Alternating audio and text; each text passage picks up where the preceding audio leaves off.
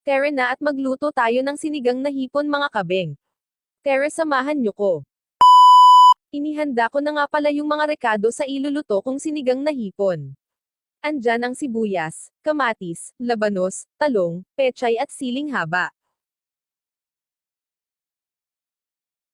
Fast forward tayo mga kabeng. Nahiwa ko na nga pala mga rekado na gagamitin ko. Hugasan ito pang mga mikrobyo maalis at hindi sumama sa pagkain. Panatilihing malinis palagi ang kinakain natin mga kabeng. Ito nga pala yung gagamitin nating hipon. Malalaki na rin siya. Masarap ito pag naluto. Natatakam na ako mga kabeng. A few moments later. Isinalang ko na nga pala yung kaserola na may tubig. Andyan na rin yung hipon. Pakuluan nyo muna siya mga kabeng. Ayan mga kabeng, kumulo na pala siya. Ilagay natin yung sibuyas at kamatis mga kabeng. Lagyan ng season ng mga kabeng. Timplahin sa tamang timpla mo. Kasi pag sobra nakakasama. Pakuluan ulit mga kabeng. Ilagay ang mga gulay na kakailanganin sa sinigang na hipon. Hiluto ng mabuti ang gulay mga kabeng.